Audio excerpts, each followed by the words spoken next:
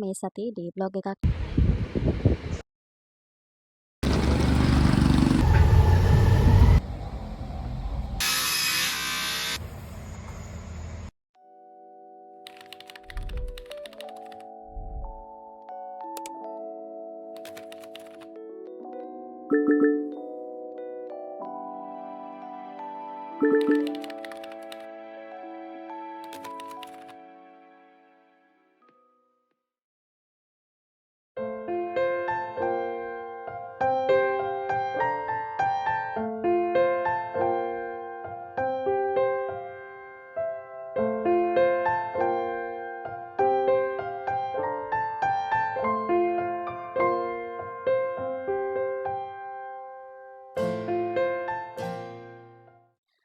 Hi කොහොමද? ඔයාලා හැමෝම හොඳින් ඉන්නවා නේද? ඔන්න ඉතින් මං හිතුවා මේ සතියේ ඩේ බ්ලොග් එකක් නැතුව මේ සතිය පුරාවටම මම මොනවද කරන්න කියලා ඔයාලත් එක්ක ෂෙයා කරගන්න. එහෙනම් ඉතින් මම මොනවද කන්නේ? මම මොනවද කරන්නේ? මං කොහෙද යන්නේ කියලා බලන්න මගේ බ්ලොග් එකත් එක්ක දිගටම එකතු වෙලා ඉන්න. එහෙනම් අපි බලමු මේ සතිය පුරාවටම මම මොනවද කරන්න කියලා. ඔන්න ඉතින් උදේ පාන්දර නාලා කරලා සීරම ඉවර වෙලා උදේ කෑම එකත් අරගෙනම මගේ වැඩ ටික පටන් ගත්තා. මෙන්න මේ බෙහෙත් එක මම ඇහැට දානවා මොකද මගේ ඇස් දෙක චුට්ටක් dry. ඒ නිසා මම චූටි කාලේ ඉඳන්ම මෙන්න මේ fresh tears කියන බෙහෙත් එක මගේ ඇස් දෙකට දානවා. ඊට පස්සේ මම මෙන්න මේ ටික කියව ගන්න ගත්තා. මම law of attraction follow කරන කෙනෙක් සහ මට ඒකේ result එකක් තියෙනවා. ඉතින් ඒ නිසා මම හිතුවා ඒක චුට්ටක් තව ගැඹුරින් දැනගත්තොත් ඉගෙන ගත්තොත් ඒ ගැන හොඳයි කියලා මම මේ TikTok page එකකින් මෙන්න මේ law of attraction වල තව follow කරන්න තියෙන methods සම්බන්ධව තියෙන මෙන්න මේ PDF ටික ගත්තා. ඉතින් ඒ ටිකත් උදේ පාන්දර කියව ගත්තා. මොකද මට මේ ටික ගත්තට ඒ ටික කියව ගන්න ටයිම් එකක් තිබුණේ නැහැ. මෙතන මම අරන් තියෙන්නේ 3යි. ඒ කියන්නේ beauty affirmation එකයි, manifestation එකයි, scripting එකයි. මෙතනට තව දෙක තුනක් ඇඩ් වෙන්න ඕනේ. ඒ ටිකත් මම print out ගන්නවා කියලා හිතුවා මේ ටික කියවගෙන ඉවර වෙලා. ඒ ටික කියවලා ඉවර වෙච්ච ගමන්ම මම පටන් ගත්තේ මගේ මෙන්න මේ pouch එකයි මගේ wallet එකයි අස් කරන්න. මොකද මම සෑහෙන කාලෙක ඉඳන් අස් කරන්න ඕන එක ගා ඉන්නවා. කම්මැලි නිසා මම ඒ දේවල් කිසිම දෙයක් කරේ නැහැ. ඉතින් මං හිතුවා මේකත් මේ ගමන්ම අස් කරගත්තොත් හොඳයි කියලා. ඒ දෙකත් පටපටස් කරලා අස් කරගත්තා. මොකද කිසිම පිළිවෙලක් නැහැ. නිකන් කුණු ගොඩක් වගේ තමයි තිබුණේ. ඒක මටම අමාරුයි ඒක දිහා බලනකොට. මම වීඩියෝ එකේ ස්පීඩ් එක චුට්ටක් වැඩි කරා නැත්නම් ඉතින් ඒක බලාගෙන ඉන්නකොට ඔයගොල්ලන්ටත් එපා වෙන නිසා.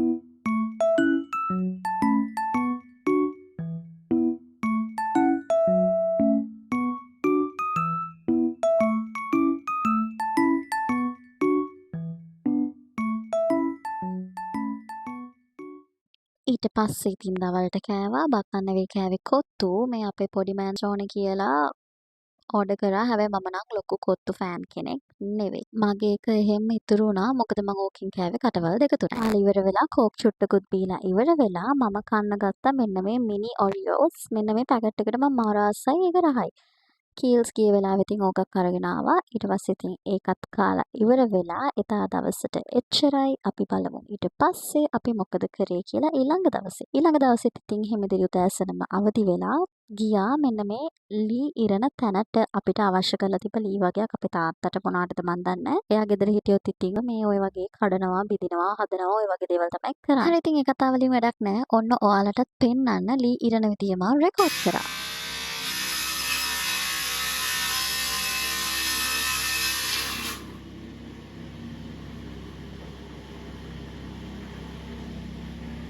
අම්මෝ එතන මේ මැෂින් එකෙන් ලී කැපෙන විදිය දැක්කහම ඇඟත් එක්කම හිරි වැටිලා යනවා. හරි. ඉතින් ඊට පස්සේ ආවා අපි මෙන්න මේ වීදුරු තියෙන තැනට. මෙතනට ආවෙත් වීදුරු කෑල්ලක් ගන්න තාත්තට ඒකත් ඉතින් ওই විදිහට කපාගෙන අපි ඊට පස්සේ ගියා ලී මඩුවකට. මෙන්න මෙතන තියෙන්නේ මෙතනට නම් ආවේ අපි සෙට් එකක් හදව ගත්තා ලී වලින්.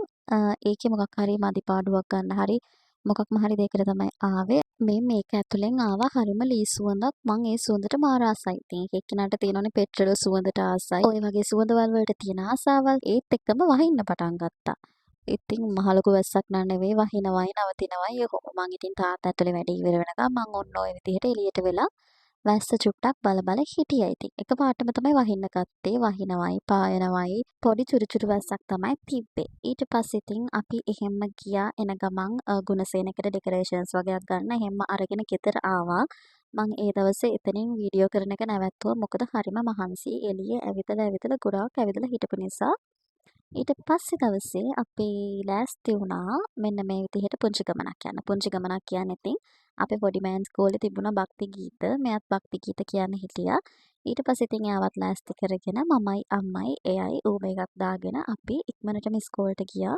මොකද මේ වෙනකොට පරක්කු වෙලා තිබුණේ චුට්ටක් විතර.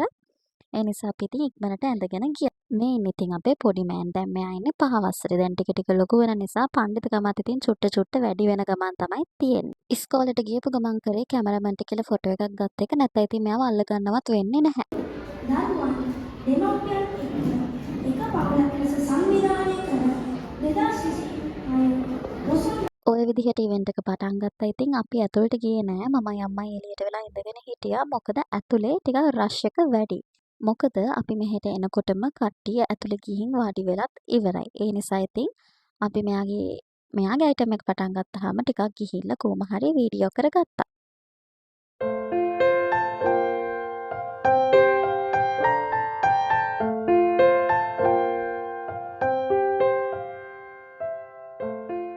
ගෞරවයෙන් අගය කළ යුතුයි. අද දවසේ මේ විදිහට මේ වැඩසටහන සාර්ථක කරගන්න දෙමාපියන්ගෙන් වගේම ශ්‍රේණිපාර ගුරුභවතුන්ගෙන් සහකාර ශ්‍රේණිපාර ගුරුභවතුන් ඊට පස්සේ අපි ඉවෙන්ට් එක ඉවර වෙලා බඩගිනි නිසා ගියා කන්න ආකේඩ් එකට. මොකද රෑ 9ත් පහු වෙලා තිබුණේ. ඊට පස්සේ ඉතින් කාලා එහෙම්මම අපි ගෙදර ආවා. කියන්න බැරි වුණානේ ඉවෙන්ට් එකේ මගක් යනකොට මැද හරියේදී වගේ තාත්තයි අක්කයිත් ආවා ඉතින් ඉවෙන්ට් එක බලන්න. ඊට පස්සේ ඉතින් අපි හැමෝ එක්කම ගිහිල්ලා කාලා බීලා ඉවර වෙලා තමයි රෑ ගෙදර ආවේ. මේ බොදු දරුවා භක්ති ගීත කියලා ඇවිල්ලා ඔතන මොකක් හරි දෙයකට රණ්ඩු වෙන ගමන් තමයි හිටියේ. ගෙදර ඇවිල්ලා වොෂ් එකක් දාලා ඉවර වෙලා මම මෙන්න මේ විදිහට මගේ මාසේ ප්ලෑන් කරනවා කියලා හිතුවා. ජුලයි වල ඉඳන්වත් මම හරියට මගේ වැඩ ටික කරනවා කියලා හිතුවා. මම සාමාන්‍යයෙන් මේ වගේ ප්ලෑනර්ස් යූස් කරලම නෑ. හැබැයි මම මේක print කරගත්තා. ජුලයි වල ඉඳන්වත් මම හරියට වැඩ කරනවා කියලා. මොකද මම වැඩ කන්දරාවක් ඔළුවේ තියාගෙන කිසිම වැඩක් නොකර ඇඳට වෙලා ෆෝන් එක ඔබන ළමෙක්.